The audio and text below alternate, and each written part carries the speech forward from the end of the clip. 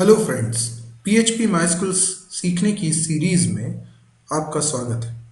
हम लोग पिछले काफ़ी समय से PHP MySQL के डिफरेंट टॉपिक्स पढ़ रहे थे और मेरे पास लंबे समय से स्टूडेंट्स की डिमांड आ रही थी कि एक छोटी सी एप्लीकेशन बना के बता दीजिए जिसमें कि हम PHP के थ्रू MySQL को एक्सेस करें।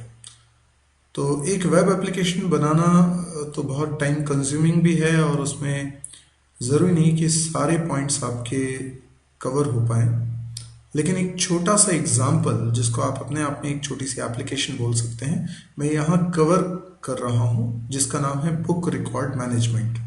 उद्देश्य हमारा फोकस्ड है।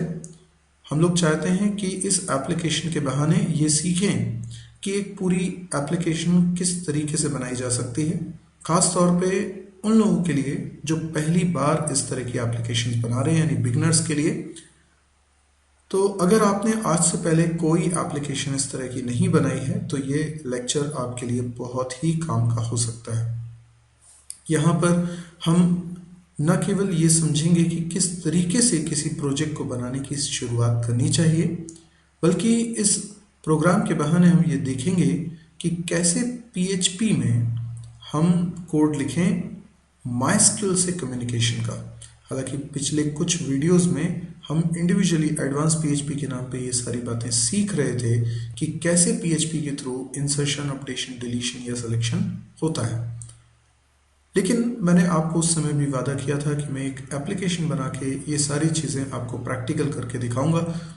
तो ये वही प्रैक्टिकल है और ये इसका पार्ट 1 है, क्योंकि ये बड़ा एग्जाम्पल है और मैं डिटेल में एक एक चीज़ को आपको समझाना चाहता हूँ, तो कुछ पार्ट्स इसमें लग जाएंगे बनाने में। तो आइए स्टार्ट करते हैं। सबसे पहले मैं आपको रिकॉल करा दूं कि हम लोग जो कोर्स कर रहे हैं उसमें हमने HTML, CSS, JavaScript, jQuery, PHP और MySQL को कवर किया हुआ है। ये वो कोर्सेज हैं जो अब आप देख चुके हैं और आपको सभी का नॉलेज हो चुका है। ये ज़रूरी नहीं कि आपको इन सभी का बहुत इन डेप्थ नॉलेज हो, वो समय के साथ प्रैक्टिस करते हुए आपको ऑब्टेन होगा। फिलहाल शुरू करने के लिए जितना नॉलेज रिक्वायर्ड है, मैं समझता हूँ उतना नॉलेज आप लोगों ने ले लिया है। बुक रिकॉर्ड मैनेजमेंट एप्लीकेशन अगर मैं आपसे कहूँ कि आपको बनानी है तो आप कैसे शुरुआत करेंगे, यानी सबसे पहले क्या करेंगे। तो यहीं पर आकर स्टूडेंट्स को सबसे ज़्यादा डाउट आते हैं कि हम शुरू कैसे करें। हमें PHP आती है, HTML आती है, लेकिन हम शुरू कैसे करें। तो उन लोगों के लिए जो पहली बार प्रोजेक्ट बना रहे हैं, बिगनर लेवल से अगर हम सोचें, बहुत प्रोफेशनल लेवल पे नहीं लेकिन बिगनर लेवल पे अगर हम शुरुआत करना चाहते हैं तो हमें कुछ पॉइंट्स बना लेने चाहिए। जितना ज़्यादा आप लिखकर काम करेंगे उतना आपके लिए अच्छा है। हम लोग कई बार प्रोजेक्ट बनाना स्टार्ट कर देते हैं, हम लोग कोडिंग करना स्टार्ट कर देते हैं और आधा काम कर लेने के बाद सब कुछ कंफ्यूजिंग हो जाता है और हमें समझ में नहीं आता है कि अब प्रोसीड कैसे करें, या फिर हमें ऐसा लगने लगता है कि हमने कुछ गलतियां कर दी, हमें उसे शुरुआत से बदलना पड़ेगा। तो अगर हम स्टेप बाय स्टेप सिस्टमैटिकली आगे बढ़ेंगे तो हमें इस तरह की दिक्कतें नहीं जाएंगी और जो एप्लीकेशन बनना है वो सही समय पर बन पाएगी। ये एप्लीकेशन मैं समझता हूँ बिगनर को भी 2 या 3 दिन में कंप्लीट कर लेनी चाहिए। अगर वो रोज़ाना 3 से 4 घंटे देते हैं तो बिगनर के लिए ये 2-3 दिन का काम होगा। हाँ, लेकिन कोई एक्सपर्ट होगा तो शायद 1 घंटे में ही पूरी एप्लीकेशन बना देगा। तो सबसे पहले हमें कैसे स्टार्ट करना चाहिए, तो मेरे 5 पॉइंट फॉर्मूला है। सबसे पहले अपने गोल को फिक्स करिए, जिससे कि आप एप्लीकेशन बनाने के दौरान भटके नहीं।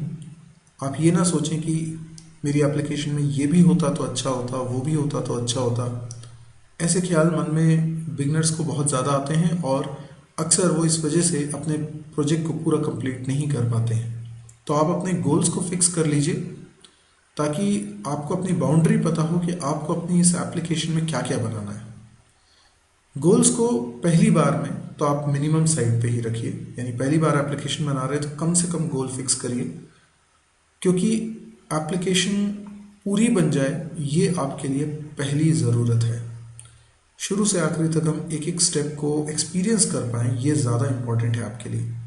बजाय इसके कि हम बहुत सारी अच्छी अच्छी चीज़ें सोचें कि इस एप्लीकेशन में होनी चाहिए और हम बना कुछ भी ना पाए।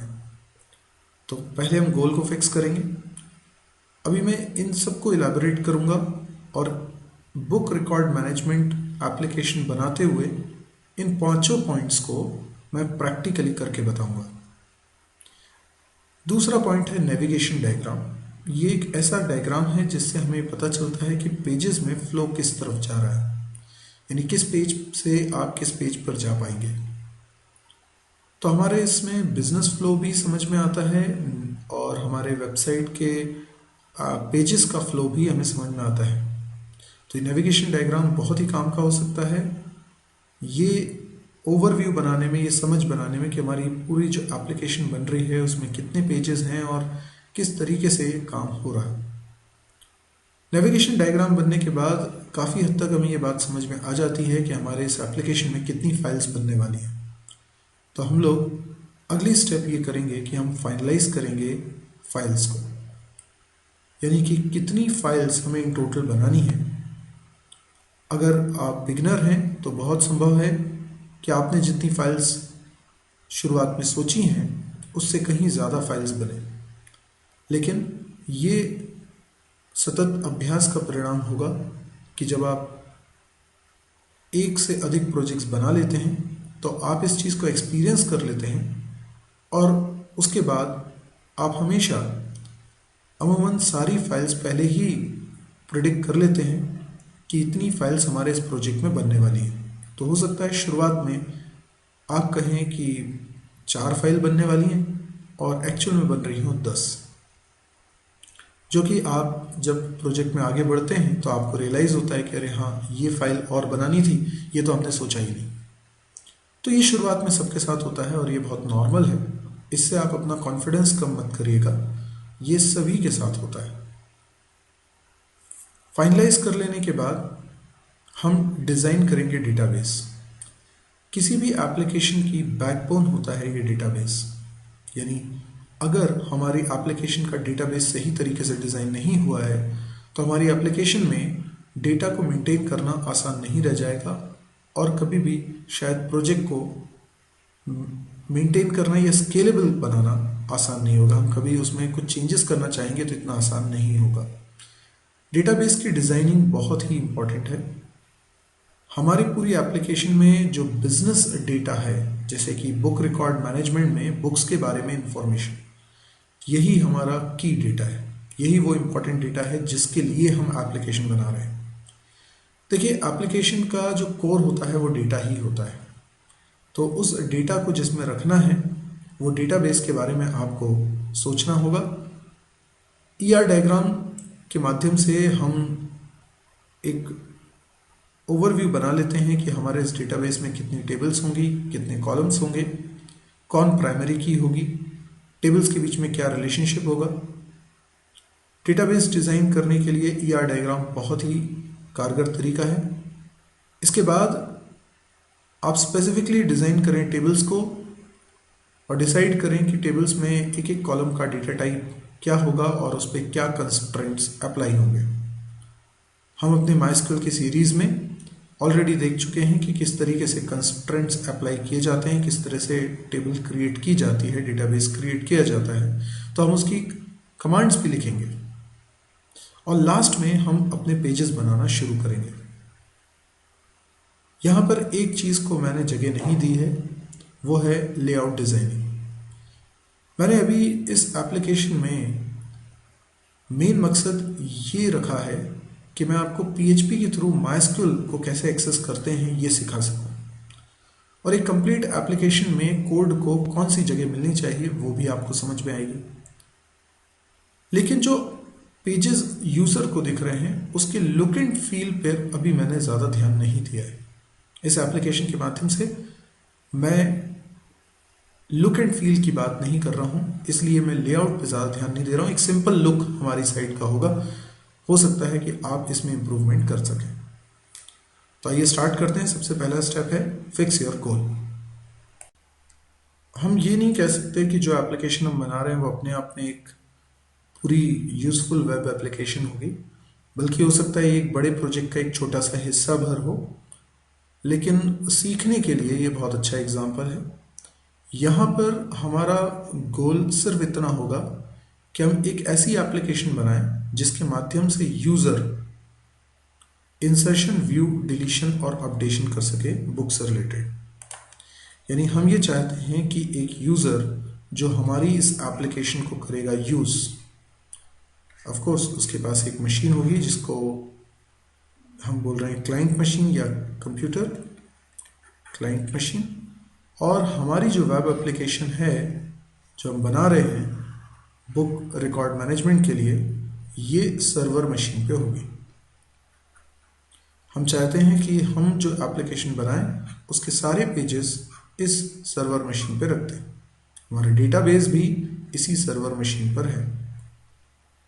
जब भी क्लाइंट बुक्स के रिकॉर्ड्स को मैनेज करना चाहता है, उसके पास हो सकता है कि लाइब्रेरी हो और बहुत सारी बुक्स हों, तो वो ये सोच रहा है कि मैं इन बुक्स के मैनेज कर सकूं, इनका रिकॉर्ड ऑनलाइन रख सकूं।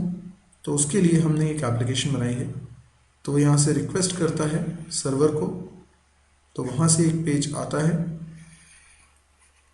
और यहाँ पर उसको वो सारे फीचर्स दिखते हैं जिससे वो बुक को मैनेज कर सकता है, इन रिकॉर्ड्स को मैनेज कर सकता है।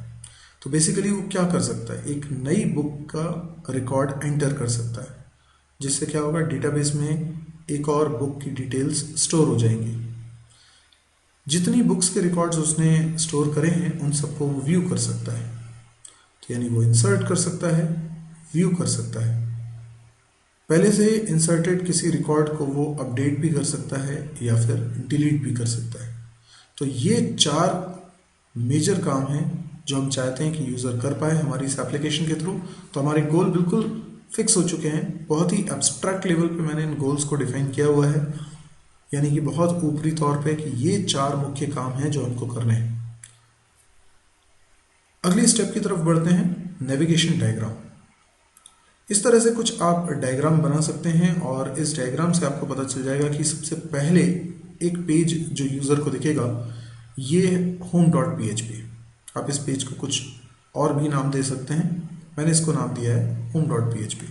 तो सबसे पहले जब यूज़र आपकी एप्लीकेशन को ओपन करेगा तो जो पेज उसको दिखाई देगा वो एक कंट्रोल पैनल की तरह होगा, जहाँ पर उसे कुछ ऑप्शंस दिखाई दे रहे होंगे।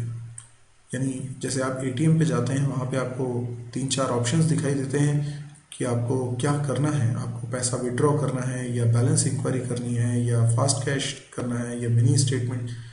तो उसी प्रकार से यहाँ पर कुछ ऑप्शन उसको दिखाई दे रहे हैं। क्या ऑप्शन दिखाई दे रहे हैं, या तो वो इंसर्ट करे या व्यू करे या डिलीट करे या अपडेट करे। तो ऐसे हमने उसको 4 ऑप्शन दिए। तो ये 4 ऑप्शन उसे मिल रहे होंगे होम पेज पे।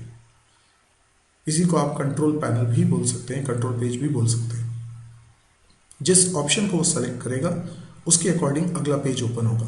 तो यदि उसने इंसर्ट पे क्लिक करा है तो इंसर्ट फॉर्म नाम का एक पेज ओपन होगा, जिसमें वो फॉर्म होगा, फॉर्म यानी HTML फॉर्म जो हमने बनाना पहले सीखा है, जिसके माध्यम से वो एक बुक के रिकॉर्ड को इनपुट कर पाएगा और जैसे ही वो सबमिट करेगा, यानी रिकॉर्ड को अगर वो टाइप करके इन फॉर्म के अंदर इनपुट करके सबमिट बटन पे क्लिक करता है तो रिक्वेस्ट जाती है सर्वर पे एक पेज के लिए, दैट इज कॉल्ड insertion.php। तो ये फॉर्म का डेटा भी इस पेज पर आ जाता है और ये PHP की फाइल जब चलेगी तो ये MySQL से कम्युनिकेट करेगी। वो सारी फाइल्स जो MySQL से कम्युनिकेट करेंगी, देखिए मैंने उनका अलग ही कलर बनाया हुआ है। ये 4 पर्पल कलर की जो फाइल्स दिख रही हैं आपको, ये अलग कलर से इसलिए बनाई हैं क्योंकि ये वो फाइल्स हैं जिनको MySQL से कम्युनिकेट करना है। आप इस बात को बहुत अच्छे से समझ पा रहे हैं कि MySQL वो सॉफ्टवेयर है जो आपके डेटाबेस को मैनेज करता है। तो यदि हमें डेटाबेस में टेबल के अंदर कुछ रखना है, डिलीट करना है, निकालना है, अपडेट करना है, ये सारे काम करने के लिए MySQL जिम्मेदार है। तो हमारे PHP कोड में हमें कुछ ऐसी लाइंस लिखनी पड़ेंगी जिसकी मदद से हम MySQL से कम्युनिकेट करें। हमने अपने पिछले कुछ वीडियोस में वो फंक्शंस भी पढ़ लिए थे जिनकी मदद से PHP के थ्रू हम MySQL से कम्युनिकेट करेंगे। तो ये सब तो हम प्रैक्टिकली इन फाइल्स की कोडिंग के वक्त देखने वाले हैं। अब यूज़र ने अगर होम पेज पे व्यू सेलेक्ट करा होगा तो वो सीधे उस पेज पर पहुंच जाएगा जहां पर उसे सारे बुक्स के रिकॉर्ड दिखाई दे रहे होंगे एक टेबुलर फॉर्मेट में। तो इसका मतलब view.php वो फाइल है जो MySQL से कम्युनिकेट करके डेटाबेस से सारा डेटा निकाल कर और पेज पे डिस्प्ले कर देगी। इसी प्रकार से यदि डिलीट ऑप्शन को चूज करते हैं तो डिलीट फॉर्म पेज पे जाते हैं जहाँ पे हमें बहुत सारे रिकॉर्ड्स दिख रहे हैं। जिस पर्टिकुलर रिकॉर्ड को आपको डिलीट करना है आप उसको चेक करिए, आप एक या एक से अधिक रिकॉर्ड्स को डिलीट कर सकें एक ही बार में। ऐसी कोई फैसिलिटी हम लोग बनाने की कोशिश करेंगे। और ये deletion.php फाइल है जो एक्चुअल में डिलीट फॉर्म से मिले डेटा के आधार पे कुछ रिकॉर्ड्स को डेटाबेस में से डिलीट करवाएगी। इसके बाद एक और ऑप्शन हमारे पास बचता है अपडेशन का। तो अपडेट फॉर्म पे जाते हैं जहाँ पे रिकॉर्ड्स का कंटेंट एडिटेबल होगा और हम एक से ज़्यादा रिकॉर्ड्स में एक साथ चेंजेस कर पाएंगे। तो ये जैसे ही हम चेंजेस करेंगे, सबमिट करेंगे इस फॉर्म को, तो अपडेशन.php फाइल ओपन होगी, ये चलेगी और जो रिकॉर्ड्स अपडेट करने के लिए बोला गया है वो MySQL से रिक्वेस्ट करवा के अपडेट करवा लेंगे। तो इस तरीके से हमने डिसाइड किया कि ये फ्लो होगा हमारे एप्लीकेशन का। और आप देख सकते हैं कि पहली नज़र में तो ऐसा लग रहा था कि इतनी सारी फाइल्स नहीं बनेगी, पर जब आप थोड़ा सा एलाबरेटिव फॉर्म में चीज़ों को बहुत गहराई में समझने की कोशिश करते हैं और प्रैक्टिकली करने के बारे में सोचते हैं तो आपको रियलाइज़ होता है कि ये फाइल्स बनेगी। अगर आपने पहले ही इस तरह से प्लानिंग कर ली है तो डेफिनेटली आपको बाद में दिक्कत नहीं जाती। आपको पता होता है कि कौन सी फाइल में क्या कोड लिखना है, क्या पर्पस है उस फाइल का, तो आपके लिए काम करना बहुत आसान हो जाता है। और आप अपने काम को एक टाइम लाइन भी दे सकते हैं, यानी आप तय कर सकते हैं कि कितने समय में आपका काम कंप्लीट होगा, क्योंकि आप कितनी फाइल्स एक दिन में बना सकते हैं इससे ये तय हो सकता है। इसके बाद अब हमें फाइनलाइज करनी है फाइल्स। तो हमारे हिसाब से जो अभी हमने नेविगेशन डायग्राम बनाया, PHP की फाइल्स होंगी एक home.php जहाँ से पहुँचा जा सकता है insert form, view, delete form और अपडेट फॉर्म फाइल्स पे, जिनके द्वारा फर्दर ऑपरेशन परफॉर्म करने के लिए इंसर्शन, डिलीशन और अपडेशन PHP फाइल्स पर पहुँचा जाएगा और वो काम को परफॉर्म करेंगे। तो इस तरीके से ये PHP फाइल होगी। अभी फ़िलहाल बनाने से पहले मुझे लगता है कि 3 CSS फाइल तो हमें बनानी होगी। एक फॉर्म को स्टाइल देने के लिए जिससे कि फॉर्म एक अट्रैक्टिव लुक में दिखाई दे। दूसरा, जब हम रिकॉर्ड्स को डिस्प्ले करेंगे तो उसका व्यू बहुत अच्छा हो, टेबुलर फॉर्मेट में हो, तो व्यू स्टाइल.css। और एक होम पेज को हम एक अच्छा लुक देने के लिए होम स्टाइल.css। मैं फिर आपको कह देता हूँ, ये हमारा मेन मकसद नहीं है कि CSS में हम कितना अच्छा डेकोरेशन करते हैं, क्योंकि हमारा इस एप्लीकेशन के बहाने लेआउटिंग या डिज़ाइनिंग सीखना पर्पज़ नहीं है, बल्कि बिजनेस फंक्शनैलिटीज़ को कैसे परफॉर्म करना है PHP के थ्रू, उनको सीखना ज़्यादा मकसद है। इसलिए हम CSS पे बहुत ज़्यादा ध्यान नहीं दे रहे हैं। इवन मैंने जावास्क्रिप्ट की कोई फाइल का जिक्र यहाँ नहीं करा है। अगर ज़रूरत लगेगी तो हम आगे बना लेंगे। वैसे प्लानिंग में मैं कोई जावास्क्रिप्ट नहीं बनाना चाहता हूँ। मैं चाहता हूँ कि हमारा पूरा फोकस PHP के कोड पर रहे।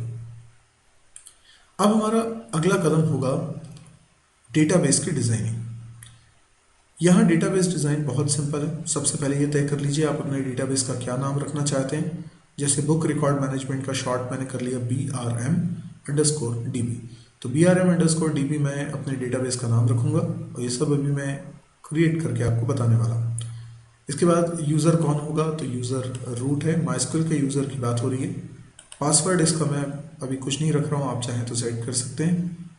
टेबल, एक ही टेबल इसमें बनने वाली है इस डेटाबेस में, जिसका नाम होगा बुक।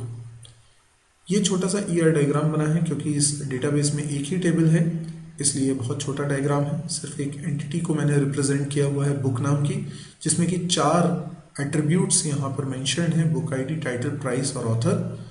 तो जब हम बुक नाम की टेबल बनाएंगे, क्योंकि ER डायग्राम में जो एंटिटी होती है वही डेटाबेस में टेबल बनती है, और जो एट्रीब्यूट्स यहाँ ओवल शेप में दिखाई दे रहे हैं यही कॉलम्स बन जाते हैं। जिस पर्टिकुलर एट्रीब्यूट पे मैंने अंडरलाइन किया हुआ है, ये वो एट्रीब्यूट है जो इस एंटिटी के लिए प्राइमरी की का काम करेगी।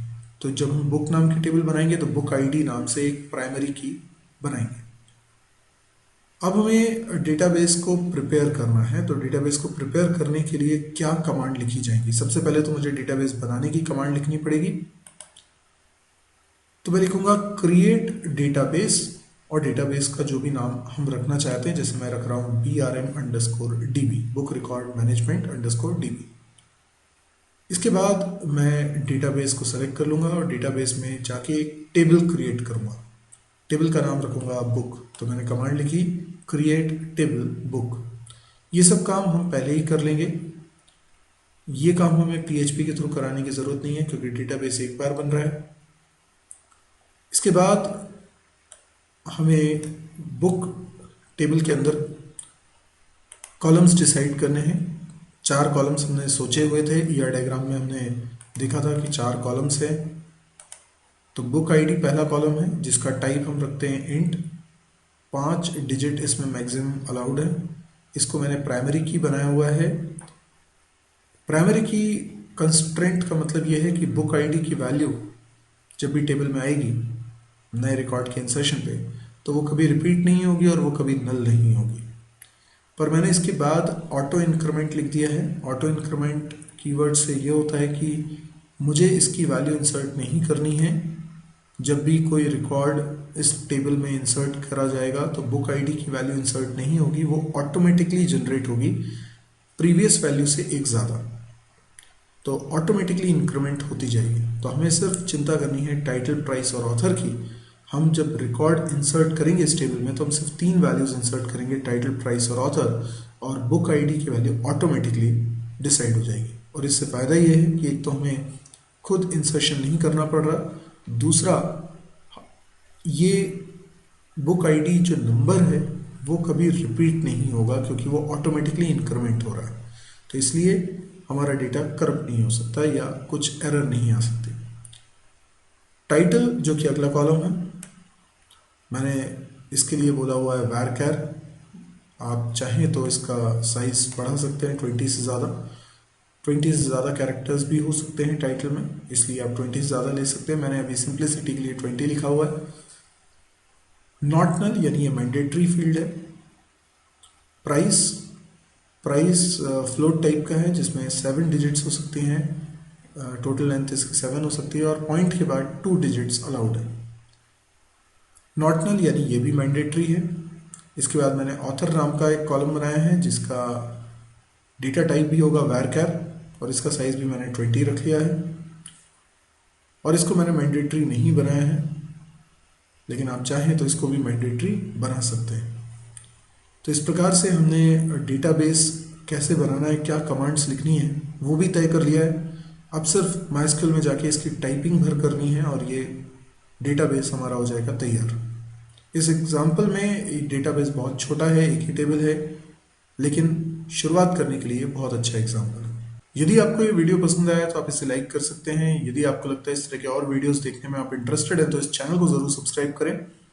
मेरी एक वेबसाइट है www.mysurgy.com, इसका URL आपकी स्क्रीन पे लिखा हुआ है।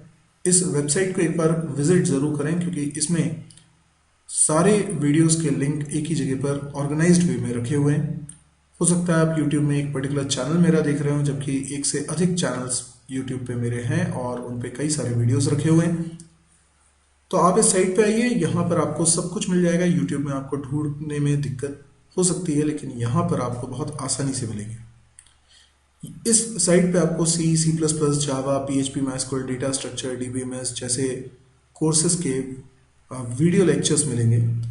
पूरा कोर्स आप वीडियोस के माध्यम से कर सकते हैं, 1 बाय 1 वीडियो देखकर। साइट पे आपको प्रोग्रामिंग एक्सरसाइज भी मिलेगी, C++, जावा, PHP, MySQL, डेटा स्ट्रक्चर, जिसमें भी आप प्रोग्रामिंग करना चाहते हैं। प्रोग्रामिंग एक्सरसाइज उनके लिए अलग अलग है।